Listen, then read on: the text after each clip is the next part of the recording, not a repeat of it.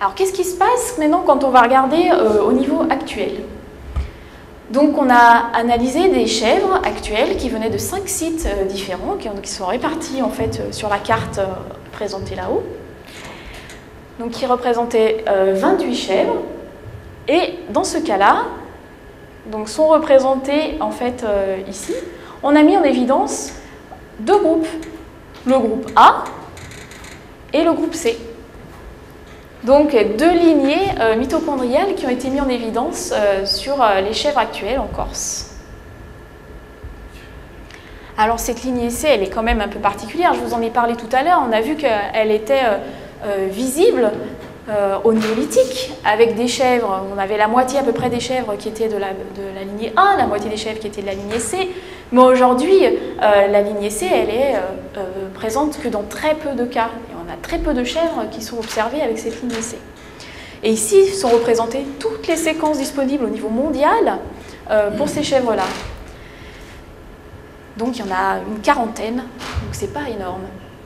Ce que vous pouvez voir ici, c'est qu'en fait, sur ce graphe, on a une grosse différence entre des séquences ici, qui sont en Asie, qu'on a observées en Asie, et les séquences ici, qui sont observées en Europe. Et ça correspond en fait aux effets de diffusion dont je vous ai parlé dès le néolithique. Il y a des chèvres qui sont parties des centres de domestication et qui sont parties en Asie. Donc la lignée C est partie en Asie et s'est diversifiée là-bas. Et il y a une partie qui est partie en Europe, dont on retrouve la séquence ici, au niveau central, au néolithique. C'est la séquence dont je vous ai parlé tout à l'heure. Et vous voyez qu'elle est au centre d'une étoile. Et ça, c'est typique de ce qu'on appelle un effet fondateur, c'est-à-dire qu'à partir de là, en fait, se sont diffusées et se sont diversifiées ces séquences C en Europe. Et parmi elles, vous voyez que la chèvre corse, les chèvres corses présentant cette séquence, sont présentes ici. Donc ça, cet haplotype, cette séquence que l'on observe là, c'est sans doute une trace des premiers événements de diffusion au néolithique. En fait, on se rend compte, en faisant un certain nombre d'analyses, que la diversité génétique est restée relativement conservée entre les deux périodes. Donc sont représentés en orange les chèvres du Moyen-Âge et en bleu les chèvres au niveau actuel. Et vous voyez qu'on a un pattern avec des séquences très différentes, une grande diversité dans les deux cas, avec quand même des séquences qui sont communes entre les deux. Ce qui n'est pas indiqué ici non plus, c'est qu'il y a des séquences qui sont aussi communes, par exemple avec la Sardaigne, ou alors avec d'autres groupes en Europe, qui sont par exemple le Portugal. Malgré tout, sur l'ensemble de ces séquences qu'on a obtenues, donc une quarantaine, presque une cinquantaine même, en fait la moitié de ces séquences ne sont observées qu'en Corse. Donc il y a une diversité qui est commune avec le reste du monde, et il y a une diversité que l'on observe qu'en Corse, qui est endémique à la Corse. Et ça, une des explications qui est possible et qu'on a trouvé, qu'on a développée, c'est que le maintien de cette diversité dans le temps, et le fait qu'elle soit relativement importante entre le Moyen-Âge et même aujourd'hui, est sans doute liée au système d'élevage qu'on observe en Corse, qui est un système assez ancestral, qui a permis, un système extensif, qui a permis de maintenir une diversité génétique importante, puisque le système fait qu'on va essayer de garder des familles maternelles dans les troupeaux, tout ça pour avoir un instinct grégaire, pour que les troupeaux restent soudés, on va dire, puissent rentrer pour la traite, etc. Et que la diversité qui est introduite pour qu'il n'y ait pas trop de consanguinité se fait en fait par l'échange seulement de mâles.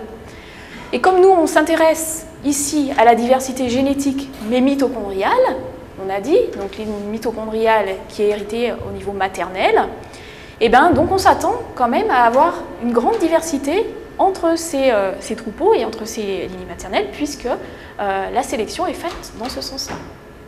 Donc un système ancestral qui a sans doute à maintenir, sans doute, qui explique en tous les cas partiellement et grandement le fait qu'on retrouve une diversité génétique importante en Corse pour ces chèvres aujourd'hui. Donc là, j'ai quasiment fini. Je vais juste, si vous êtes intéressé en fait par d'autres questions auxquelles je n'ai sûrement pas répondu, il y a 2 livres qui ont été édités. Un concernant l'archéologie et avec les débuts de l'élevage, qui a été écrit par Jean-Denis Vigne, et un concernant la paléogénétique, qui a été écrit par quelqu'un de mon équipe, qui était dans mon équipe, Ludovic Orlando, et là qui concerne donc les débuts de la paléogénétique et toutes les questions que vous pouvez avoir. Donc c'est des travaux qui ont été réalisés on est à l'interface, la paléogénétique a cette chance de pouvoir travailler avec des gens très différents, avec des thématiques très différentes, à la fois au niveau archéologie, puisqu'on travaille avec des archéologues, des paléontologues, des archéozoologues, mais aussi avec des équipes qui font de la génétique actuelle, notamment des équipes qui ont travaillé donc tous sur les chèvres sauvages, etc. Donc tous ces gens avec lesquels on travaillait sont donc remerciés ici, y compris les gens de mon équipe. Et on a la chance à Lyon de travailler dans une plateforme particulière qui est dédiée à l'ADN ancien. Donc vous n'avez pas vu les photos tout à l'heure suite à un petit bug, qui s'appelle Palgen. Et donc vous voyez des illustrations ici donc de Benjamin et de Merline qui sont en train de maniper.